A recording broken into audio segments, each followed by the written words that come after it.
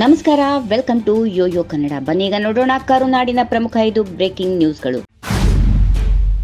ಲೋಕಸಭಾ ಚುನಾವಣೆ ಸಮೀಪಿಸುತ್ತಿದ್ದಂತೆ ticket ಆಕಾಂಕ್ಷಿಗಳ lobby ಆರಂಭವಾಗಿದೆ. ಈ ನಡುವೆ ಮಹಿಳಾ ಮತ್ತು ಮಕ್ಕಳ ಕಲ್ಯಾಣ ಇಲಾಖೆ ಸಚಿವೆಯಾದ ಲಕ್ಷ್ಮೀ ಹೆಬ್ಬಾಳ್ಕರ್ ತಮ್ಮ ಪುತ್ರ ಮೃಣಾಲ್ ಹೆಬ್ಬಾಳ್ಕರ್ಗೆ ಟಿಕೆಟ್ ಕೊಡಿಸುವ ನಿಟ್ಟಿನಲ್ಲಿ ಪ್ರಯತ್ನ ನಡೆಸಿದ್ದಾರೆ ಎನ್ನುವ ಮಾತುಗಳು ಕೇಳಿಬರುತ್ತಿವೆ. ಈ ಬಗ್ಗೆ ಸಿಎಂ ಸಿದ್ದರಾಮಯ್ಯ ಪ್ರತಿಕ್ರಿಯೆ ನೀಡಿದ್ದಾರೆ. ಲೋಕಸಭಾ ಚುನಾವಣೆಯಲ್ಲಿ ಸಚಿವೆ ಲಕ್ಷ್ಮೀ ಹೆಬ್ಬಾಳ್ಕರ್ ಅವರ ಮಗನಿಗೆ ಟಿಕೆಟ್ ವಿಚಾರವಾಗಿ ಅವರು ಕೂಡ ಒಬ್ಬ ಟಿಕೆಟ್ ಆಕಾಂಕ್ಷಿಯಾಗಿ ಕೇಳುತ್ತಾರೆ. ಕಾಂಗ್ರೆಸ್ನಲ್ಲಿ ಟಿಕೆಟ್ ಕೇಳುವವರ ಸಂಖ್ಯೆ ಜಾಸ್ತಿಯಾಗಿರುತ್ತದೆ. ಸ್ಥಳೀಯ ನಾಯಕರು, ಬ್ಲಾಕ್ ಸಮಿತಿ ಅಧ್ಯಕ್ಷರು, ಶಾಸಕರು, ಸಂಸದರ ಅಭಿಪ್ರಾಯ ಪಡೆದು ಪಟ್ಟಿಯನ್ನು ಅಂತಿಮಗೊಳಿಸಲಾಗುವುದು ಎಂದು ಸಿಎಂ ಸಿದ್ದರಾಮಯ್ಯ ಹೇಳಿದರು.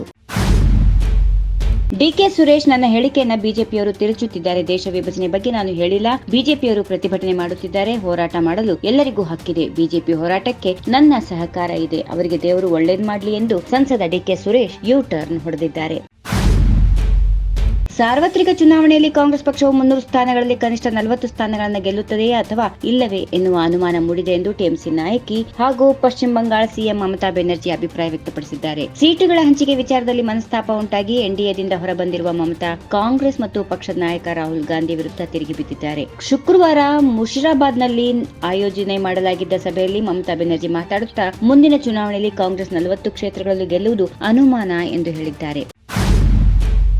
ಕೇಂದ್ರ ಸರ್ಕಾರದಿಂದ ಅನುದಾನ ಬಂದಿಲ್ಲ ಎಂದು ಕಾಂಗ್ರೆಸ್ ನಾಯಕರು ದೆಹಲಿಗೆ ಚಲೋಗೆ ಮುಂದಾಗಿದ್ದಾರೆ. ಅದಕ್ಕೂ ಮೊದಲು ಕಳೆದ 20 ವರ್ಷದಲ್ಲಿ ಕೇಂದ್ರದಿಂದ ರಾಜ್ಯಕ್ಕೆ ಬಂದ ಅನುದಾನದ ಬಗ್ಗೆ ರಾಜ್ಯ ಸರ್ಕಾರ ಶ್ವೇತಪತ್ರ ಹೊರಡಿಸಲಿ ಎಂದು ವಿಪಕ್ಷ ನಾಯಕ ಆರ್ ಅಶೋಕ್ ಅವರು ಸವಾಲು ಹಾಕಿದ್ದಾರೆ. ಅವರು ಎಷ್ಟು ಬಿಡುಗಡೆ ಮಾಡಿದ್ರು, ಮೋದಿ ಎಷ್ಟು ಬಿಡುಗಡೆ ಮಾಡಿದ್ದರು ಎಲ್ಲರಿಗೂ ಗೊತ್ತಾಗ್ಲಿ. ಒಟ್ಟು ಎಷ್ಟು ಹಣ ಬಂದಿದೆ ಎಂದು ಶ್ವೇತಪತ್ರ ಬಿಡುಗಡೆ ಮಾಡಿ ಜನರು ತೀರ್ಮಾನ ಮಾಡಲಿ. ಕರ್ನಾಟಕದಿಂದ ಜಾಸ್ತಿ ಟ್ಯಾಕ್ಸ್ ಕಟ್ಟುತ್ತಿದ್ದೇವೆ, ಒಪ್ಪುತ್ತೇವೆ. ಇನ್ನು ಮಹಾರಾಷ್ಟ್ರ ಅತಿ ಹೆಚ್ಚು ತೆರಿಗೆ ಕಟ್ಟುತ್ತಿದೆ ಅಲ್ಲವೇ? ಅವರಿಗೆ ಎಷ್ಟು ಕೊಟ್ಟಿದ್ದಾರೆ, ದೆಹಲಿಗೆ ಎಷ್ಟು ಕೊಟ್ಟಿದ್ದಾರೆ ಎಂಬುದು ಎಲ್ಲರಿಗೂ ತಿಳಿಯಲಿ ಎಂದು ಆರ್ ಅಶೋಕ್ ಸವಾಲ್ ಹಾಕಿದ್ದಾರೆ. ಹೈಕಮಾಂಡ್ನವರು ನನಗೆ ಎಷ್ಟೇ ಒತ್ತಡ ಹೇರಿದ್ರು ನಾನು ಲೋಕಸಭಾ ಚುನಾವಣೆಗೆ ಸ್ಪರ್ಧಿಸುವುದಿಲ್ಲ. ವಿಧಾನ ಪರಿಷತ್ ಸದಸ್ಯನಾಗಿಯೇ ಮುಂದುವರಿಯುತ್ತೇನೆ. ಮತ್ತೆ ಲೋಕಸಭೆ ಚುನಾವಣೆಗೆ ಸ್ಪರ್ಧಿಸಿ ಎಂದು ಹೈಕಮಾಂಡ್ ಹೇಳಿದ್ರೆ ಕೇಳಲು ನಾನೇನು ಫುಟ್ಬಾಲೇ ಎಂದು ವಿಧಾನ ಪರಿಷತ್ ಸದಸ್ಯ ಪ್ರಕಾಶ್ ಹುಕ್ಕೇರಿ ಹೈಕಮಾಂಡ್ ವಿರುದ್ಧ ಖಾರವಾಗಿ ನೋಡಿದ್ರು.